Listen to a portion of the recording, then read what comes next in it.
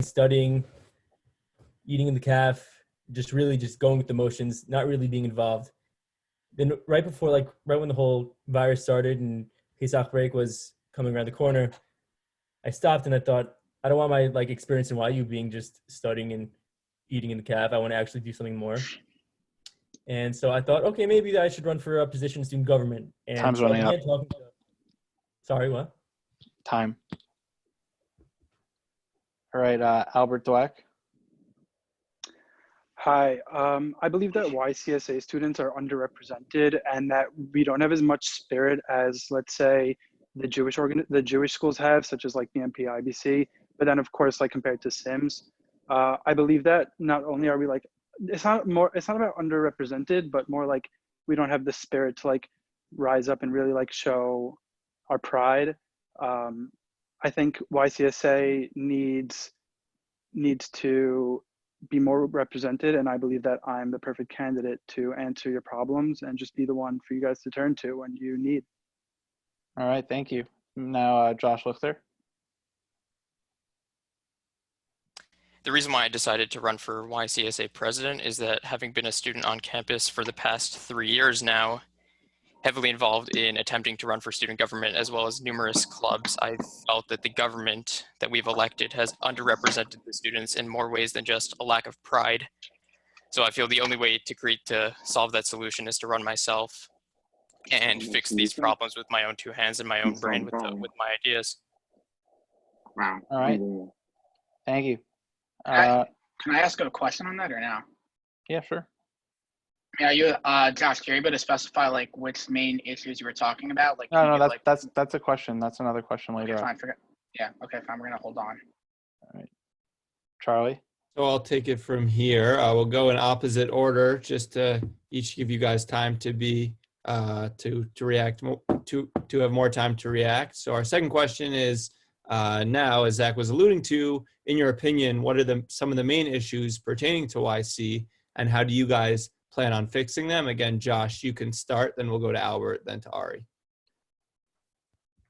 All right. I think one of the biggest issues that we have with NYC is a lack of diversity. I think that a lot of clubs are incredibly underheard. They have great ideas, but they sometimes aren't able to get them across because government isn't willing to listen.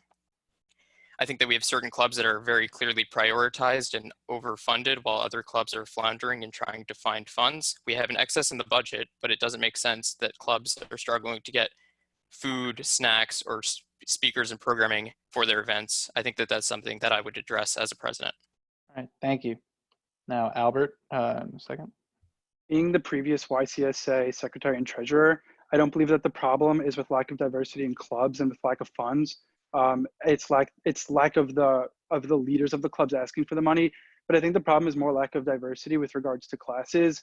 I don't believe that YC students should not be able to take Sims classes and be credited for it, such as our cores should be covered with some of the Sims classes. Why shouldn't we be able to learn what the world of finance is about, or the world of accounting? We don't want to be business majors. We don't want to take that up in our lives, but we need those key aspects in our lives, like those lessons that you learn. I also believe that the YCSA schedule. Okay, Ari. So I believe the biggest issue is the lack of mentorship in YC. When speaking to my friends in Sims, they seem to have more of guidance in what their future is going to be. I, for one, I'm in pre-med. I've spoken to friends that are in comp sci and another friend that's in the engineering track, and they're struggling like what they're going to do in the future, especially the comp sci guys and the engineering guys. Pre-med is a little more guidance, but still the whole timeline of what you do throughout YU until you apply to medical school is very unclear. And the advisors I don't think, they're not being as helpful as they should be. So I would want to make a mentorship program, whether it's alumni, or just older students helping out the younger students. Thank you. Mm-hmm. All right, I believe Zach has a follow-up question now. Albert, you sort of specified there that you don't find that diversity is important. Do you care to explain yourself there?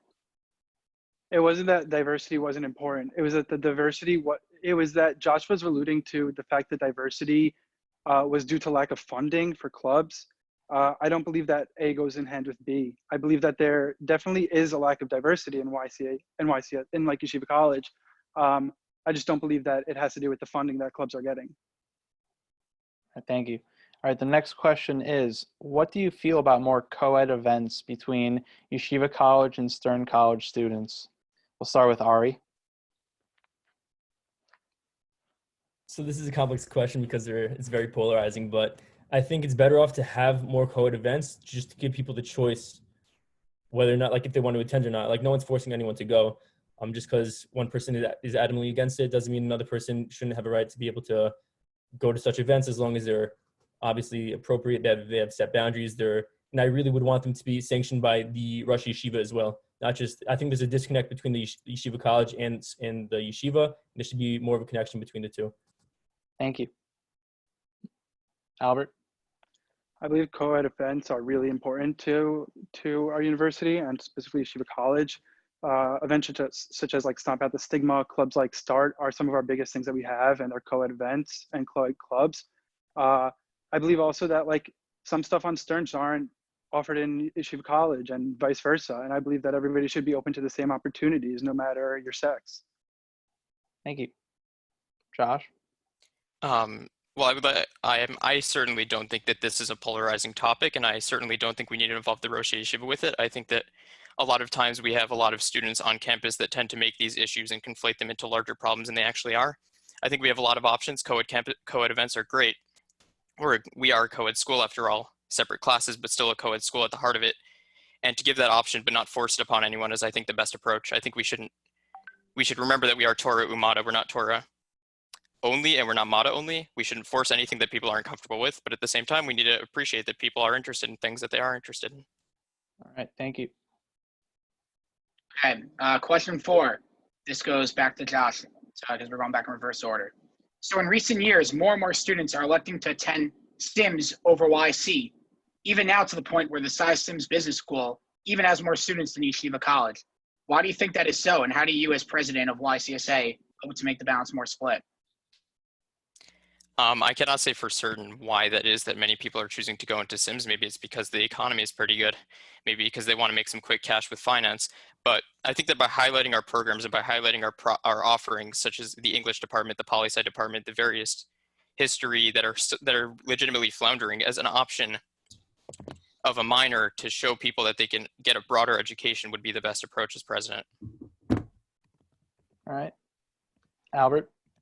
I agree with what Josh is saying. When students think of Yeshiva College, they think of the very general majors, biology, engineering, poli-sci, comp-sci. There's definitely more overarching that like is part of Yeshiva College, such as English majors and other majors like that.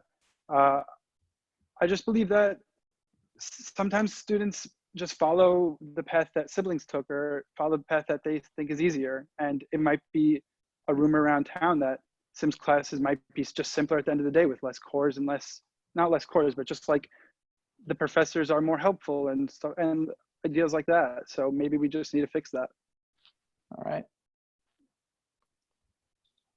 I don't think there's necessarily a solution to this issue of why there's more SIM students than YC students. I think it's just more or less a trend, as in business school business is more glamorous, I guess, maybe than being, it's shown to be more glamorous than being an English major or being a science major, whether it's research or pre-med.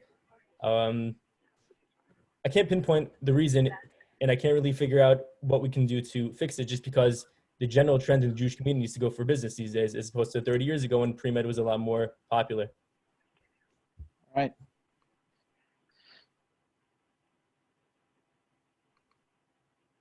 Jacob, this is your question. Okay, on to our next question. As you're both pre-med candidate students, how do you expect to relate and help students not pursuing those tracks? Ari? Sorry, can you repeat the question? I couldn't hear it. Since you're both pre-med students, how do you expect to relate to other students pursuing other majors and other tracks?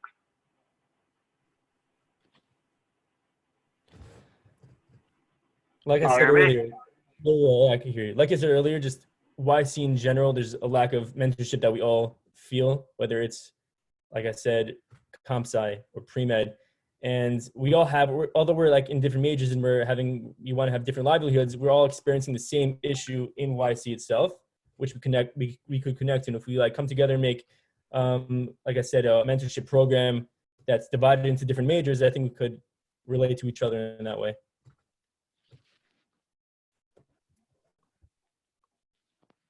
Albert? The simple answer is we take course together. We're in the same school. Just because we have different majors doesn't make us polarizingly differently from one another. Also, this year as the YCSA Secretary and Treasurer, I ran an event called Where Did I Go With My Liberal Arts Degree? Because when I came to Yeshiva University, I didn't understand that just because I wanted to be pre-med, I couldn't be another major other than biology, and that Yeshiva College offers so many. So I want students to understand that they're able to take whatever major they want and whatever classes they want, regardless of what they want, what career they want to pick up in the future. And I think from there we could work off of this problem that you guys are talking about. Well, I think that this is kind of a funny question because I'm the only non-pre-med student, I guess, running for president, being poli-sci and writing. So I guess they kind of forgot that when they were writing it. But I think that that puts me at an advantage because I'm not part of the pre-med bubble. I've taken classes in the English department, I've taken classes in the history department, and I've taken classes in the political science department. I think pre-med gets enough exposure. I think that these liberal arts programs, and it's great that we had the program. I thank you, Albert, but I think that these liberal arts programs are the ones that are really not getting the respect and the attention that they deserve. So as an outsider in this case, I think that I'm the best one to represent that. All right, thank you. Charlie, this one's yours. Okay. Yeah. And on that note, Josh, we'll go back to you. As we were saying before, both Albert and Ari are pre-med, but Josh, you're not, and you alluded to that fact. But however, we heard that earlier you attempted to switch and run as a soy presidential candidate, and you seem to be a little back and forth. Why should students trust that you care about YC if just a few moments ago you weren't sure if you were going to run for YCSA president? Am I not part of a morning program as well that I care about our Judaic studies programs? I think that that's kind of an unnecessary question. I can care about my morning program. I can care about my afternoon program. I don't see the point of this question.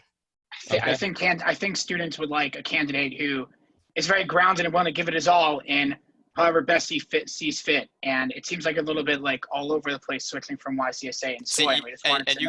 And you can look at it that I'm all over the place, or you can look at it that I'm passionate about improving both our morning programs and our afternoon programs. I'm looking at the best opportunity. Yes, and I'm looking at the best opportunity. I would agree with you, but I think in our Constitution it says that you can only run for one position. So I'd hope that as a student leader, you would know the Constitution well enough to know that that was illegal. I'm also pretty sure that in the Constitution earlier today, they said that only the largest morning program can run for the presidency of soy, but that was quickly refuted based on a lack of reading it as well, Mr. Greenberg. Well, that was updated Constitution. We've veered off from the question, so let's move on to the next one. All right, next question is, so this was actually submitted by a student. How will you, as YCSA president, address the shrinking humanities departments and declining offerings throughout YC? We'll start with Albert on this one. So this year we started an initiative to sort of raise money for the humanities, for the arts, for music department. The ball was rolling with it, but things kind of hit a quick stop when we had to leave school and go home. Hopefully I can pick this issue up next year when we get back to school. It seemed to be moving pretty well.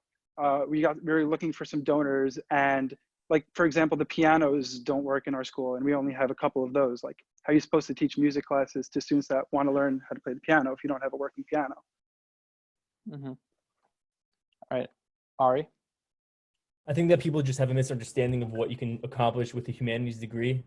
And I think a solution to that would be to bring in speakers and to really publicize these speakers and encourage people to go and listen to different professions in the humanities department to see how broad of a YC degree can give you. Mm-hmm. Josh? I think that the first step that we did, and I think it's a great one, is that we revamped the core system. I think we made it more open to not just simple contemporary world cultures, interpreting the creative, etc., but we actually created an opportunity that you could take it from any department. I think that if we follow a SIM sort of model where you actually take from the finance, the accounting, the management, and the marketing departments into one thing, then focus on your major as well, would be a much better solution in spotlighting all of our programs. All right, thank you. Zach, are we going to go ahead with that idea now? Yeah, I thought it'd be fun if every round we gave the candidates the option to either bring up a question or point on each other. You get one, I guess, 30 seconds, and then that you can address and then ask. I don't know. We'll see how it plays out. Or maybe if you think that there's something we didn't touch on that you wanted to say, now would be your opportunity. Yeah, let's do that. Do any of you guys raise your hand physically? If It's you'd just like to- optional. Sure thing. Albert, you raise your hand first. So you can Wait, start. is this question format for another candidate, or is this just a proposal for what we're looking Anything to do? you want. I'm down for you to ask a question on each other. Okay, so as a question, my question is for Josh. A big part of what you were saying before is that you're not a pre-med student, and it sounded like you were kind of anti the pre-med, like you wouldn't represent them. Could you explain how, as a non-pre-med student, you would represent the larger portion of the entire YCSA? I'm certainly not anti-pre-med, and I think that I was responding to the question which was directed as how would you represent the non-pre-med population of our YC? I will represent all students. It doesn't matter what your major is. You're a part of YC, and you deserve equal representation by our government. All right, Josh, you wanted a forum now? Go for it. Yeah, I would like to address Mr. Lowy's point on the mentorship program. I think that the Career Center has started to get the ball rolling with that with the YU MVP program, which unfortunately hasn't gotten enough attention due to the COVID-19 outbreak, but I think that that is definitely the right step. So I'm not sure what this mentorship program that Mr. Lowy is bringing up would counter with what the Career Center is doing. Ari? So I'm not aware of the specifics of this VIP program, whatever it may be, and I think that's part of a fault of the advisors, because they're not really reaching out to the students and really pushing them and making it known of what this program is going to accomplish. And I read all my emails and I just didn't really understand where it was going. So I wanted something more hands-on and something more involving the students and the older students helping out the younger students. All right, Ari, did you want a chance to address anybody, make any points? No, so I don't want to address anyone in particular, but I just wanted to state the fact how I feel YU has a huge disconnect, like I said before, between the yeshiva part of YU and the university part of YU. And we've seen in the past, there's a lot of tension between the two. And I don't like that. I'm very close to my Rebbe, one of the Rosh Yeshiva in YU. And I feel like there are two completely separate programs, which I just don't like. I expected YU as the model of modern orthodoxy, whatever that may be, for it to be a little more organic. All right, thank you. Please stay till the end. There might be a couple questions if we have time that will apply to all the candidates. We'll move on to Soy now. The two candidates that are both running write-in, but they'll both appear, you'll see their names and you'd have the opportunity to write in their names on the ballot. First would be Noah Callender and Zach Lent. I believe. This one? Yeah, Zach, this is your question. Okay. This is for both candidates. Why did you decide to run for Soy president? We'll start with Noah.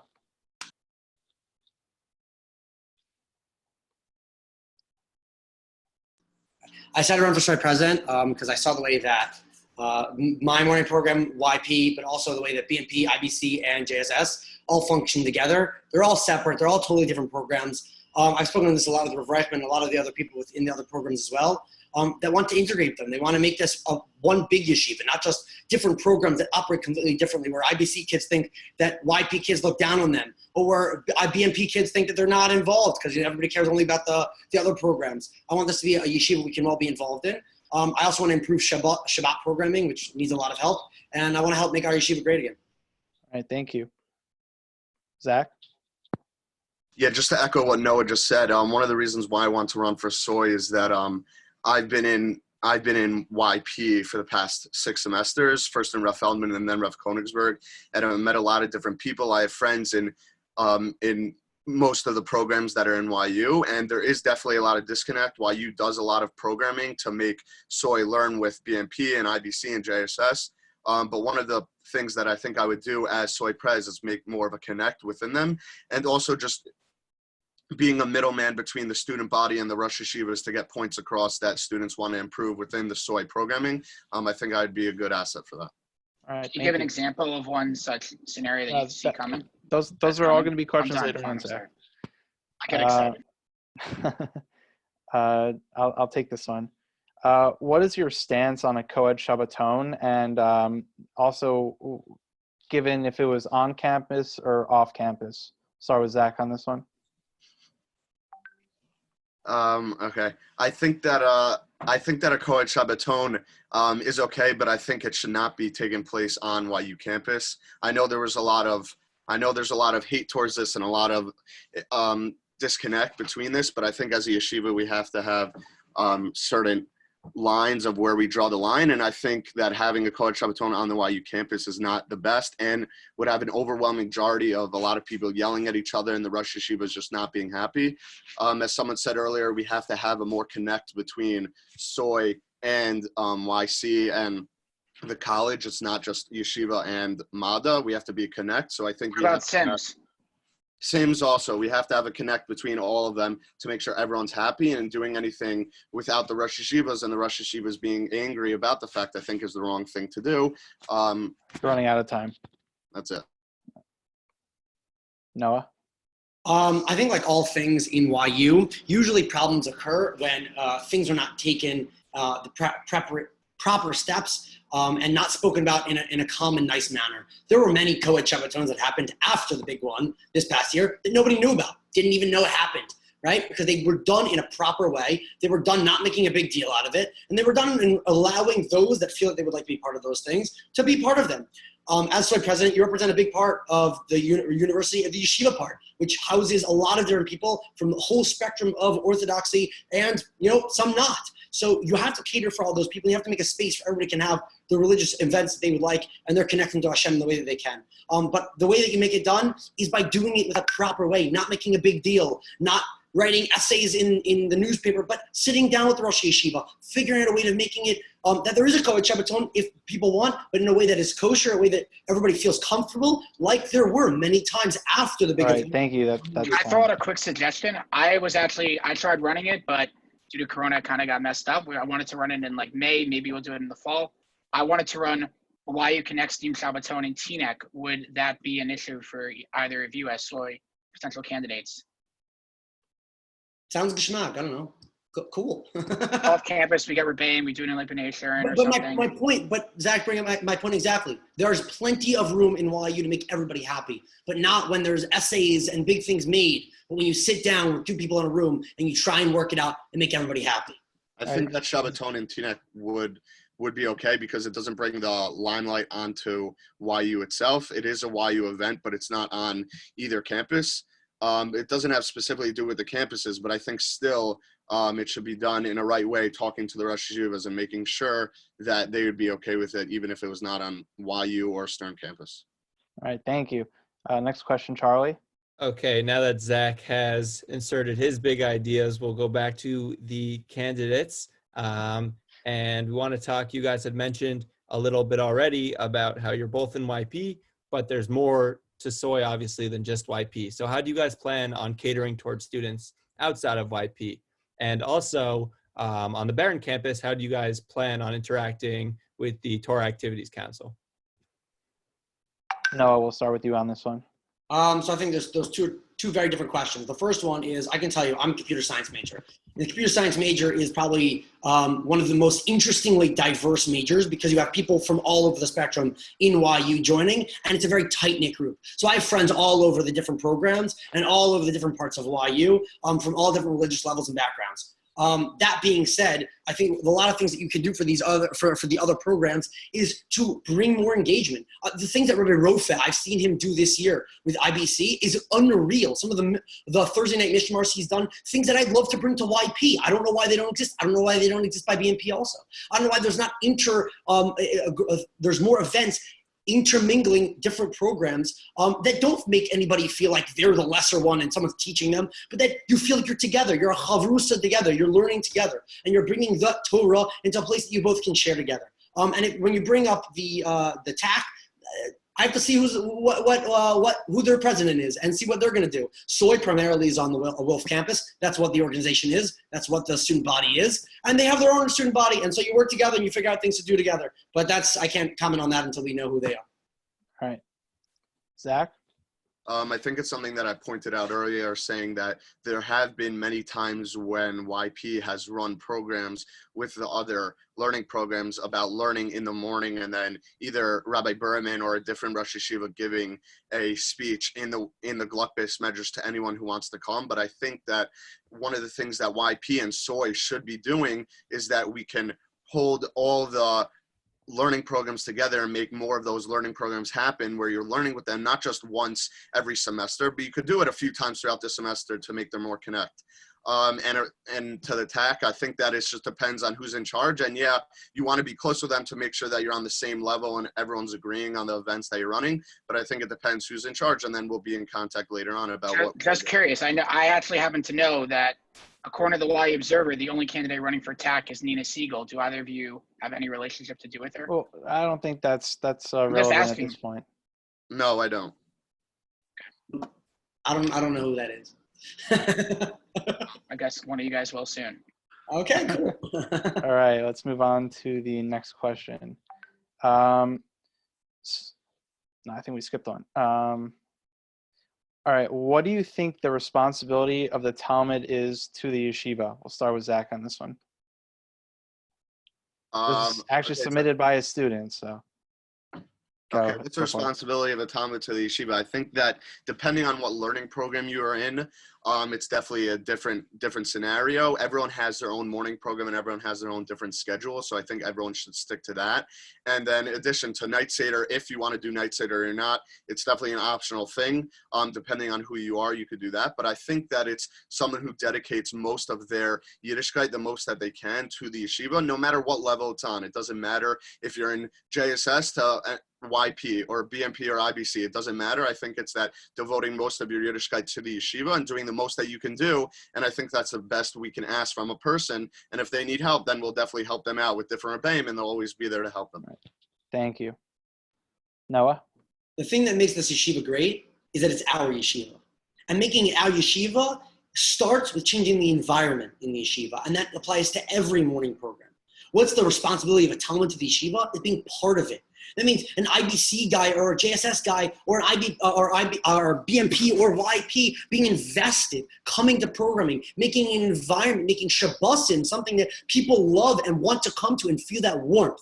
That's one of the things that I want to work on the most. Shabbosim are one of the things that make no sense why we have not improved. There's something that could make a beautiful, warm environment on Shabbos for everybody. Right, Noah, time, because you're actually going into the next question, and you're going to be first up on that, so we'll segue into that one. Zach, you want to ask it?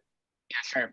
Noah, speaking of Shabbos, how do you plan on making Shabbos programming for students that aren't interested in a tish with the Rosh Yeshiva every single week? What sort of guests do you plan to have come for Shabbos as like the featured guests?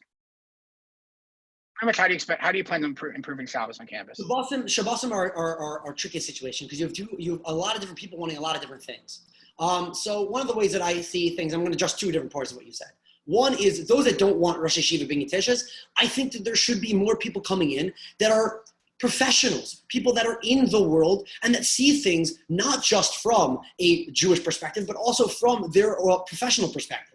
That can come in leading psychologists, leading people in the world of business who can share their perspectives and ideas on how they synthesize both their connection with Judaism and their connection with their work, and other specific speakers such as that, ones that can help those people, express themselves in the way that they want to express themselves and want to express their Judaism. Partially also the other way is allowing no, you're only running out of time. One thing I'm just going to throw out there, idea for those that want to help to have more singing in meals, there should be tables that sing and tables that don't. We should be allowing the Shabbos situation to be one that's not taken over by one group, but that allows everybody to have an experience that's warm, loving, and friendly. Zach? I think that definitely there's a disconnect when it comes to Shabbos, and everyone wants their own thing. But I think that what we can do is that depending on the Shabbosim, we can bring in different people, not just Rosh Yeshivas, but different people throughout YU that people have as teachers, and just let them be in for Shabbos, and let them, they don't have to be a Rosh Yeshiva to give a speech in front of the whole YU CAF. They could come in, they could speak about how they've been going through YU and how they grew up and through the Jewish and why they decided to teach at YU, and I think everyone could do that. In addition, I think that there's not that much programming on Shabbos. Yeah, there's a minyan that's Karbach, and then there's Friday night night meal and then a tish after. But during Shabbos day, there's not that much. You hear a 20-minute speech. So I think that we could definitely do more programming, no matter who's in for Shabbos, but more programming so people have the more opportunity to hear that person speak. All right. Connor, thank I you. know, Connor, I know you said you didn't want me to speak, but I'm going to speak. So, as YSU president, I just want to speak on Shabbos on campus. I had some ideas that I thought might be cool.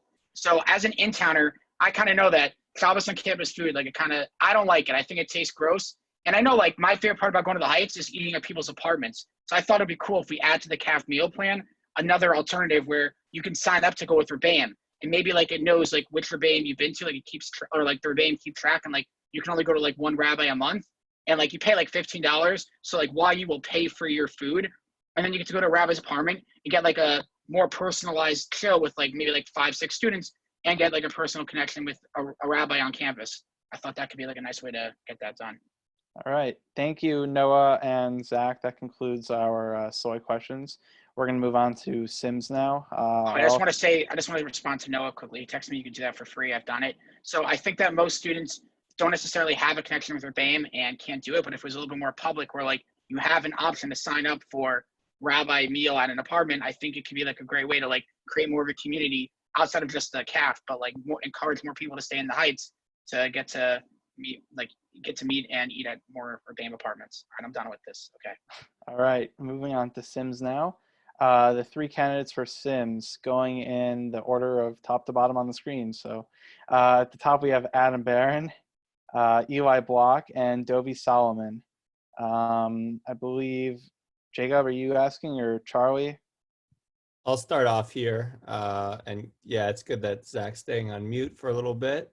So we'll just kind of start off. Is that a call out? No. Come on. So we'll just kind of start off. You guys can take 30 seconds, introduce yourself, and just say why you decided to run for Sims president. We'll start with Adam, then we'll go to Dovi, and then we'll go to Eli. Yeah, sounds good. Thanks so much. My name is Adam Barron. You guys know I'm an upper junior, running for president. And I have a lot going on student campus. My first semester in, I started the private equity club. I'm currently the president of the real estate club on the investment banking society. I've had a number of finance internships, and I'm really just looking to help out the average Sims guy. I think that there's so much we can do. I want to work on internship programs. I want to work on helping kids, pick the right classes. The advisors are not always spot on who's the best teacher. And I think there's so much more information out there that we could spread. And lastly, I want to help out with the disconnect between some of the deans and the students. Not everyone wants to be on campus for 6 years. So I think that there's some differences between the students and the deans, and I want to make sure to try to connect everyone. All right. Okay, on to Dovi. Hi, Dovi Solomon. So I think I represent a silent majority within Sims, whether it's an out-of-towner or someone not of a classic major. And I feel like being in that type of sect, I've gained a lot of knowledge on how to help those type of people. And so I've been inspired by those guys to, really put my step forward and try to make a difference, not just for the typical major, but for everyone within Sims. Thank you. Moving on to Eli now.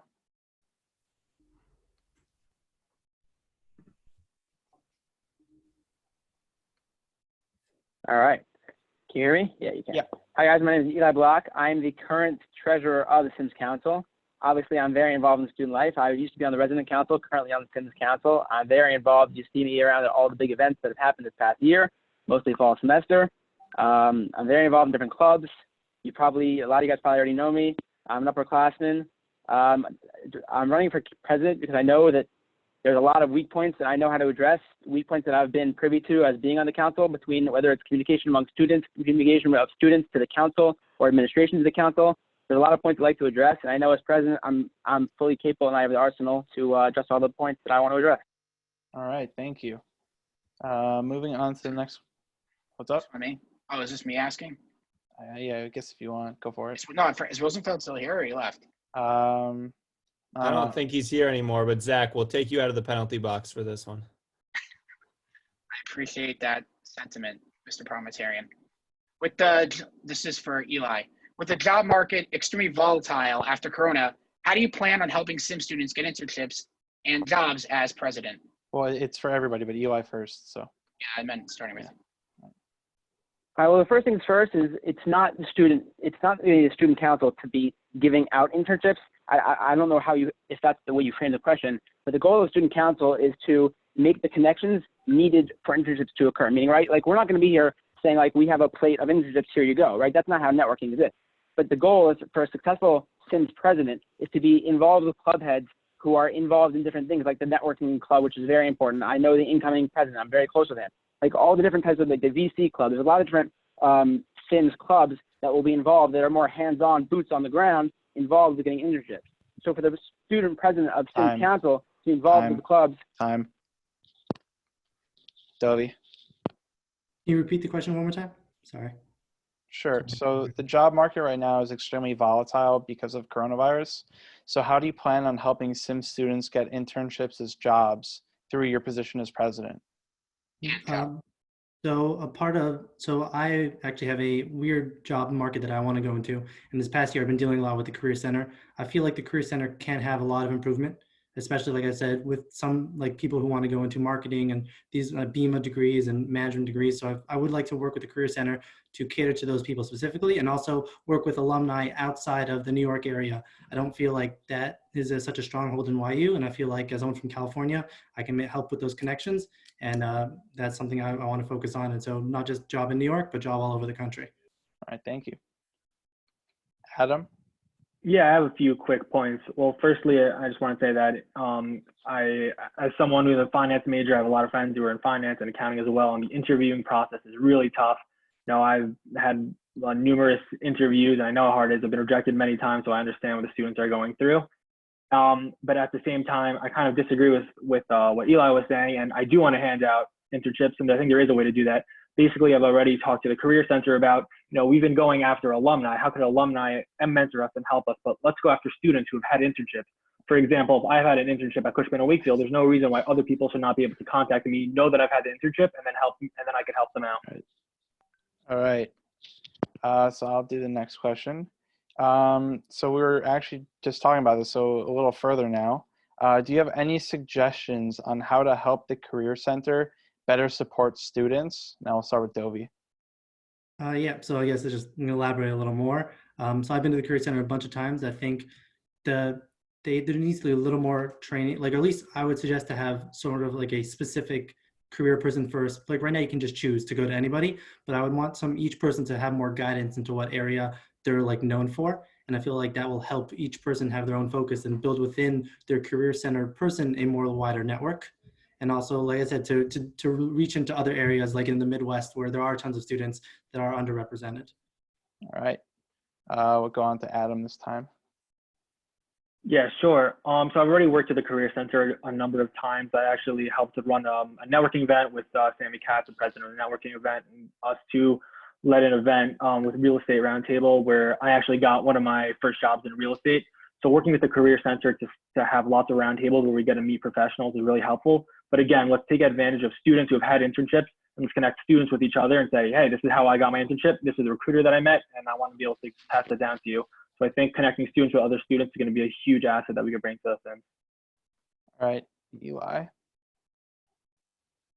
Yeah, so the problem is there's a very large disconnect from what I've seen between the Career Center and the students, right? I think it's like you see the Career Center as like another one of the administration's things available to the students. I think there needs to be more connection from the Career Center to the Student Council and the club heads to be more involved with the students itself.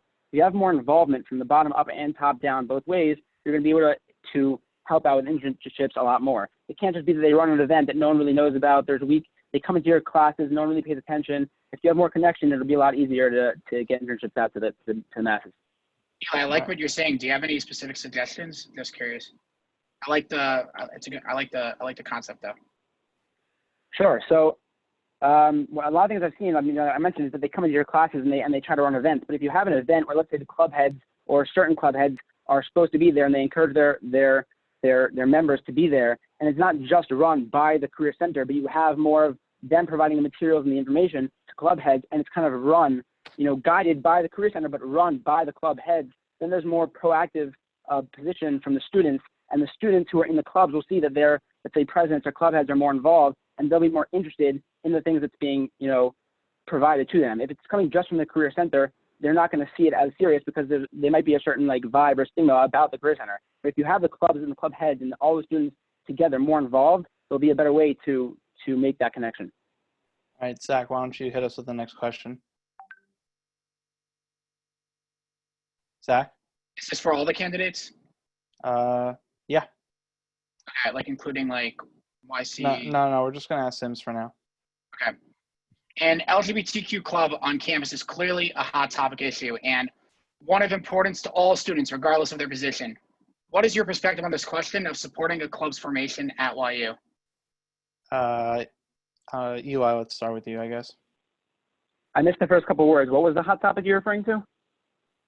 An LGBTQ club on campus is clearly a hot topic issue and one of importance to all students, regardless of their position. What is your perspective on this what is your perspective on this question of supporting a club's formation at YU?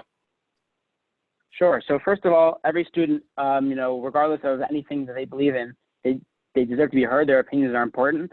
In terms of the club itself, if it has what to do with Sims, then I'm all for, putting forward students' agenda. That's why I became a student leader. That's why I'm on the student council now. I'm here to help out students.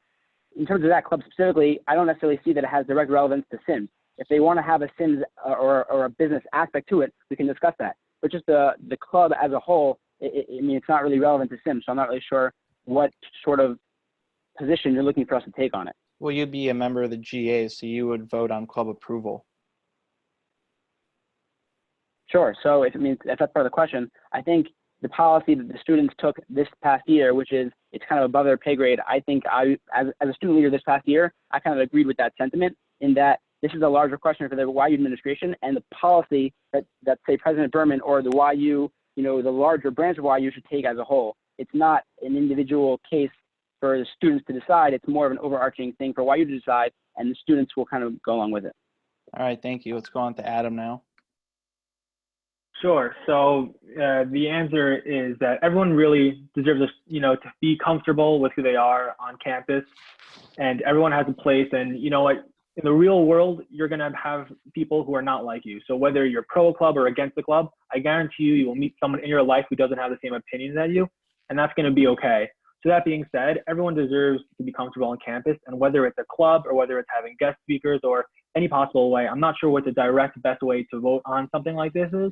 And, I haven't been on the student council like Eli has been, but I haven't taken a look into the direct club itself. But the idea of everyone being safe and everyone feeling that they're cared for and they have a place on campus is really important to me. And whatever way, that we deem best fit, that's the way I want to go about making sure that everyone feels comfortable. All right, Toby? So I consider myself a big problem solver, and obviously this is a problem that I would encounter. And obviously I don't have the details to this, and like Eli says, the specifics of the club. So the first thing I would do is I would meet with mentors and get the full details. So I can't give a blanket statement on what I would support because I don't have the details of the club. And once I have the details of the club, I would go and I would speak to some people who may have more valuable information and make a decision then and there. I don't think right now saying anything about a vague club is I don't know if it's so vague. Like, I think they made it pretty clear, and if you read the newspaper articles, what their club's about. So I did not read the newspaper article because I don't think this is a thing to, like, I don't want to get involved in this. And obviously if I'm in a position of president, I would have to get involved. So in that case, I would then take a step and would meet with people and gather the most appropriate information I can. Can I just ask you which people? What do you mean, which people? Which people would be your mentors? Yeah, you said that there would be a lot of people who might have more information. Okay, so one is my dad is a principal, and so he's an educator. So I would obviously try to get his opinion because I value his opinion a lot, and so because that also is a school-wide issue that I'm sure he deals with. I'd like to speak to the dean himself, see what he has to say. I'd also speak to different rebbeim that I hold their opinions greatly because also we are a Jewish institution. So I would like to hear a full scope and not just one sort of sect. Thanks, Toby. All right, so I'll do the next question now. Can you guys all just explain to us how it is that you're running not simply to boost your resume, but actually how you really care and want to help the student body? Because, I'll give a little background for some of the YC kids, but boosting your resume and adding things is something that people try and do when they're going into business. So explain to us how you really care. We'll start with Dobie on this one. No problem. So I'm a BEMA major, and so my resume actually doesn't necessarily revolve around what positions I hold. It's about projects. What have I produced? So this isn't as much as a business, as a resume booster, because it's not an analytical project. To me, it's actually about helping my analytical students and the marketing students and the management and the accounting students have their voice more heard, and also the more out-of-towners, Midwestern students.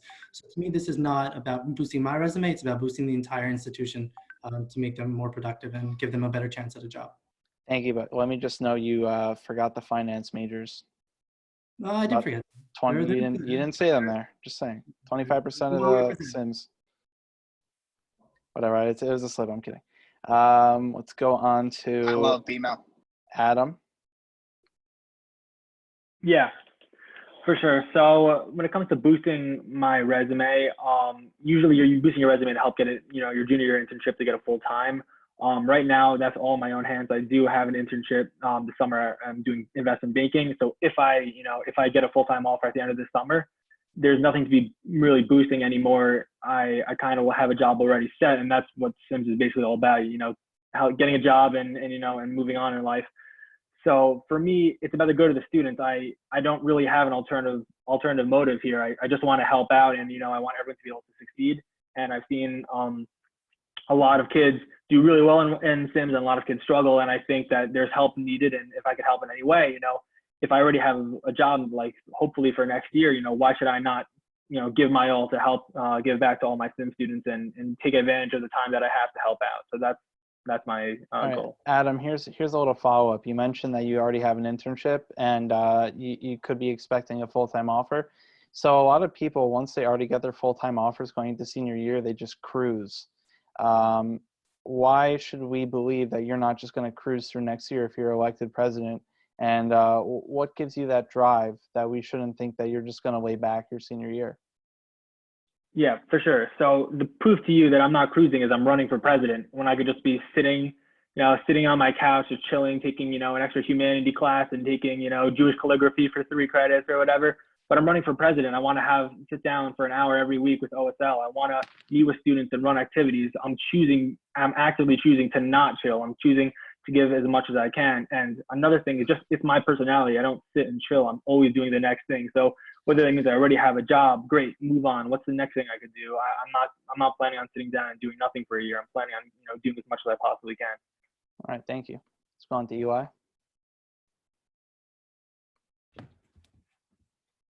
The honest truth is that while this position is very chashuv, and I'd be honored to be in a position, my resume is pretty well padded, and it wouldn't really add much to my resume should I get the position. That's the honest truth. I'm currently on the council. I've been part of resident council before. Look at my track record. I'm all about helping students. I'm here and I'm running to help students. I know that in my college career, my college years, there were certain things I think could have been done better and could have been run better. Even while I was on the council, I saw major inefficiencies and things that just could be better overall to better students' years on campus. And college years are a formative time in our young lives, and they're supposed to be memorable and enjoyable. It's too often students get hung up on the bad parts of YU and all the bad hawk that goes around. I'm not here to use student council to my own benefit. I'm really here for the students. I mean, you've seen that. I've been on council. I've been involved in so many ways on campus. I don't know how anyone could really run for student council with the selfish interest of boosting their own resume. I mean, sure, it might help, but at the end of the day, that's not what it's really about. It's about the students, not yourself. All right, thank you. Charlie, did you ask the next one? Yeah, so we'll go on to the next question. We touched a little bit, especially Dovie, you had talked about, going to mentors for advice and seeking out, help from others. So in a similar vein, we wanted to know, what do you believe the role of Rosh Yeshiva is in determining YU policy? So we'll start with you, Adam. Oh, all right. Can you repeat the question? Sure. We wanted to know what you believe is the role of Rosh Yeshiva when it comes to determining YU policy. Do you include them in decisions? Do you say, no, as student council president, when it comes to a general assembly meeting, this is the 5 of us in the room and nobody else matters and we're going to decide? Do you say we have to consult the Rosh Yeshiva on all questions no matter what? where do you find yourself on that spectrum, and how do we include or not include the Rosh Yeshiva when deciding student policy? Yeah, absolutely. So I would go about it the same way that I go living my life. When it comes down to tough decisions, you go to a mentor. And for me, a mentor would be a rabbi. So there's a few things you could take into consideration. One, when you go after a mentor, you give them the opinion. And the thing about the Rosh Yeshiva, many of them, if not all of them in our yeshiva, is that it's not just halacha. Yes, you're allowed to, and no, you're not. They understand what YU is, and they understand the way that the students work and the diversity and the complexities. So when you're talking to Rosh Yeshiva, it's not just, oh, what does the halacha says? It's more of, this is their understanding of how the way the world works, and that they'll be able to give a very a specific answer towards the YU population. But at the same time, there's also, you ask your mentor, and you also have your own opinions, and you also have the student's opinions. So take it all into consideration. It's not one man's job. It's you have to take a combination of answers and mold it into something that you believe is the correct answer. Adam, who are your mentors? My mentors in YU or my mentors in general? However you want to answer. In the case you just my described. answer is I have a lot of mentors. For example, I have, when I was in the Investment Banking Society, I had my mentor who's a senior who graduated, Donnie Ellen, who taught me everything about Sims, taught me all the teachers to take, and that had a really big impact on my year and my last year in Sims, being able to get help from a senior. I also have mentors such as I was in BMP and YP and had Rebbeim, both who I look to as mentors who helped me out a lot, as well as like my father and family and a lot of my friends who I just look up to, including Zach Greenberg. He's a great member on student council, and I look up to him a lot. Thanks, Adam. All right, next up we'll go to Dovi. Can you repeat the question? Sorry. Just want to make sure I heard it correctly. Yeah, what do you believe the role of Rosh Yeshiva in determining YU policy is? I think that they should be involved in somewhat. Obviously, it would be on a more personal aspect. Not their opinion isn't the one only opinion, but their opinion still does matter because we are a Jewish institution. So obviously, I would like to consider some of them in part of the discussions when it comes to topics that tend to be in the gray area that revolve around Judaism and those sects. Thank you. Go on to UI. It's interesting. We all know that a Jewish king over Israel is supposed to walk around with a Torah scroll because he's not supposed to walk around thinking, I'm the king, I rule all. There's really a greater power at play. To the question, I don't think that every single meeting and every decision is relevant to consulting the Rosh Yeshiva because not everything is a major halachic issue. For those that are, of course, we're going to consult them because we are Yeshiva University. We consult. That's how we live our lives. We follow halakha no matter what. So if there's a decision or a meeting that needs to be consulted with the Rosh Yeshiva, no doubt if it's on that level, then they'll be consulted. And if it's something that's violating halakha, then there's really no question to be asked. If it's usher, it's not going to happen. Now if there's something where it's back and forth and there's room for leeway, I'm all about bringing power to the students. Often I've seen on student council this past year, I can give you examples, but for time I won't do it now, that there needs to be more power in the hands of the students, not in the administration. So we need to empower the students for what they can, as long as it's according to halacha. I think a lot of people have been asking me, but are you saying that running for student council Sims president means that you're going to become king of Sims? I hope that's not a serious question. It's not a serious question. Let's move on. Here's a quick follow-up for Dovi. You were talking about the role of Rosh Yeshiva. So I just actually wanted to ask a clarification question. You see, on February 24th, 2019, you tweeted, "All that's missing at this Movie Max watch party is Rav Shulman." Can you please tell us what you meant by that? Honestly, I don't remember. So I'll have to look back at that tweet and then answer that. Okay, thank you. Yeah, so I'll take one more follow-up for Eli, King Eli over here. Obviously, we know that being Sims president is not being king, but we do think it's an important role. And there is speculation that you might actually graduate next January. If that's a possibility, why do you think you're best suited to be Sims president? If that's not a possibility, then you can just dispel that rumor right here and now. Sure. I'm glad to address it. Unfortunately, it was brought about through a lawsuit that really had no merit, which we won't get into the details of now. But there is a possibility that I graduate next year in January. I'd like not to. Ideally, graduating in January is not an ideal situation. There's nothing that really starts in January. I don't intend on having a full-time job in January. Personally, I'd like to stay on and do a double major through spring semester. However, there's multiple factors that are outside of my own decisions with regard to my ability to stay on campus throughout. However, with regard to my abilities, I've been on student council the entire year. I will hit the ground running, unlike my opponents who have not had any experience on any sort of council. They will have to get adjusted. They'll have to meet OSL. I've already done all that. I've been adjusted. So the amount that I can do in one semester, if that ends up being the case, will be beyond, you know, what I can really express in words. One more thing about that is that in that aspect of having experience, I've seen what having a council without communication is like.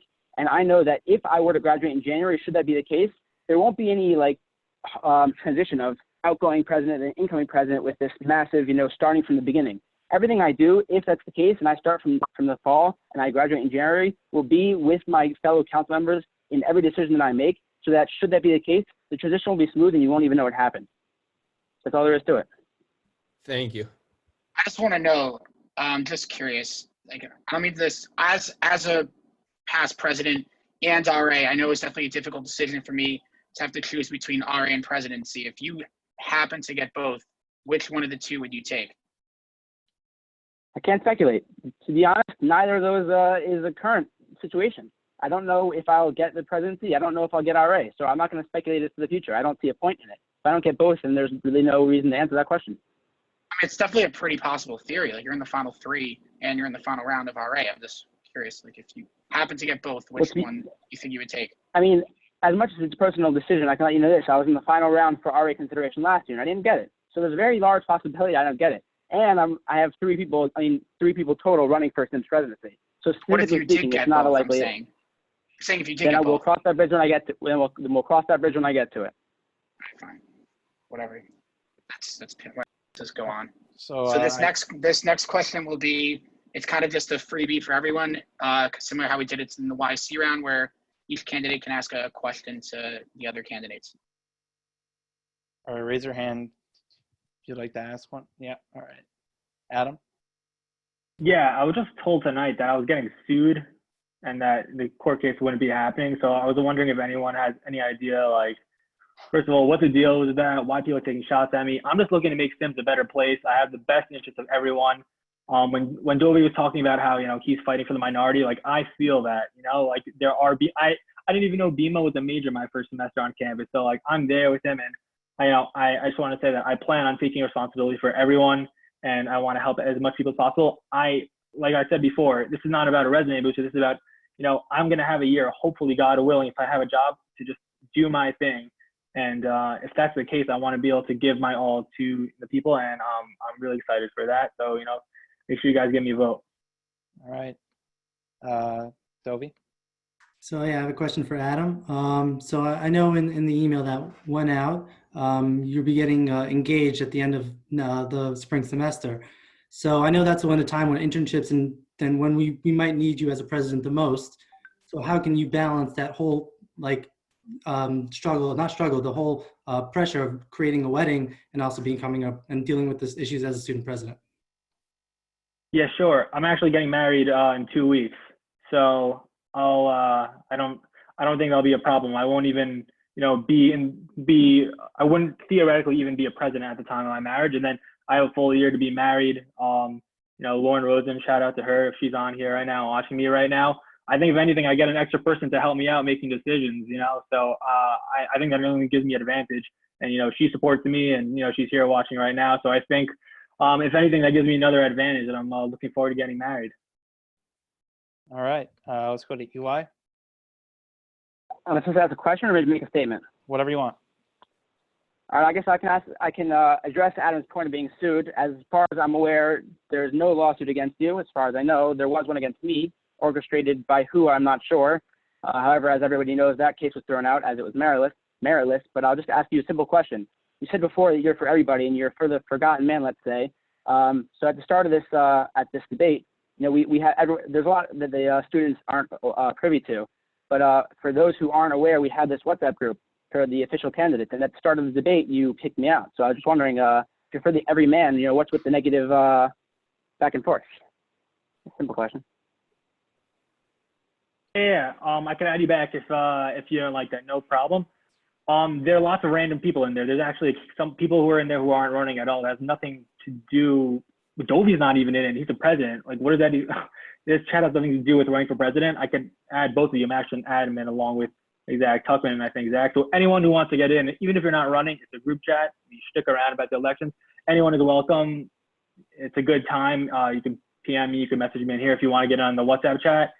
Yeah, anyone's welcome. So I'm more than happy to have you, Eli, and whoever else wants to come. Mr. Popper, shout out to you for having 3 screens. Four, please. 4. All right. I'm not sure we can as per the amendment. Okay. I think that there's been a lot of people who wanted a question that was asked to Sims asked to the other candidates as well. Going back to the LGBTQ club question, we're going to ask the non-Sims candidates now. So I'll repeat the question. An LGBTQ club on campus is clearly a hot topic issue and one of importance to all students, regardless of their position. What is your perspective on the question of supporting a club's formation at YU? We'll start with Josh. I support the club wholeheartedly. I would vote for it in a heartbeat. I think that anyone that punted the issue or says that it's not for them to decide because they're not sure about what the response should be is not a leader. People are voting for us to make the decisions. We're representing the minority. How about we actually do that? How about we don't say, I'm not sure, oh, I'm not sure. We vote for it because that's the right thing to do. These students deserve representation. They're not doing anything immoral. Check the pasuk in the Torah. It's not halakhically wrong to be gay. It's wrong for other reasons. But there's no issue with having an LGBT club. I would support it as president. Let's move on to Albert. I support students being representative, however that may be. Our club might promote the way that they feel about certain topics, but it's not promoting them doing actions that might be against halakha. If we see that going on, then of course, as a Jewish university, we're going to have to put a stop to it. But what are the odds that something like that's going to happen? Every student needs to be represented just as equally as anybody else wants to be represented in our school. So when the issue comes, if comes again, we'll deal with it as it happens, and we'll just have to have a conversation with the leaders about what they want. All right, let's go to Ari. So like it's been stated countless times, everyone in YU has a right to feel comfortable and feel accepted and to feel represented. And I'm aware that last year there was a committee made with different deans and different presidents and different Rosh Yeshiva to fix this issue. The way we go about it is still unclear. I, for one, I have not been in the student government in the past, so I don't have the knowledge of all the complexities and nuances. So next year, hopefully, if I'm elected president and I have access to this committee, which I'm one of the Rebbeim in the committee, I'm very close with, one of the Rosh Yeshiva. So we'll have a better idea of the complexities and the best way to go about it and to make sure everyone feels accepted, however that may be. All right, thank you. Let's move on to the soy candidates. We'll start with Noah. I think 2 things need to be expressed. One, which I already did. The way to get things done in YU is not to make a big deal about it, is not to write papers and essays, is not to try and force your way into a topic, but to sit with people in a room and have a conversation like adults. I think that that's the way you go about things, and that's the way that you go about the same club. At the end of the day, halakha is halakha. I represent, I'm sorry, I don't see his name on the thing, but the first candidate for YC that's you represent the majority, actually. That's who's voting you in to this position, not the minority. You have a right to, you have a responsibility to help with the minority, but they're not the ones voting you in. The majority is. And in that sense, you have to go with what the majority thinks. At the end of the day, halakha is halakha. Our Rosh Yeshiva, I think this is a topic that they should be very involved in.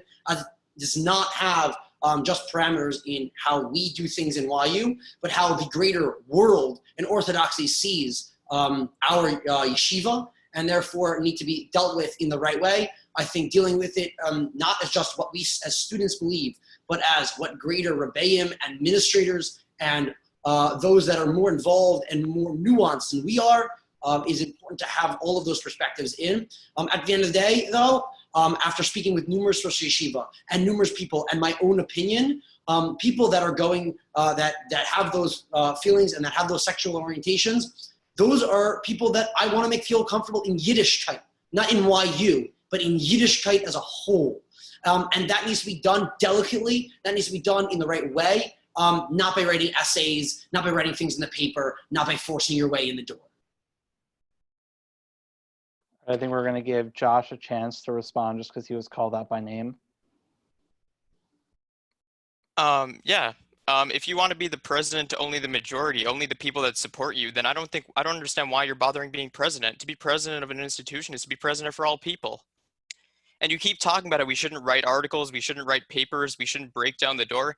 If the door's not being opened for us and people are supporting clubs and causes in a nonviolent manner, such as writing a newspaper article, I don't see what the issue is. I think that if you want to support the majority of YU, but not the minority, by all means. But I think that you're going to be a very ineffective president. All right. Let's go on to Zach Noah, now. it looked like Noah. Can Noah just give a quick 10-second response? It looks like he wants to say something. I was very involved with this specific situation. Hands were put out to the people in charge on the other end, and they were rejected immediately.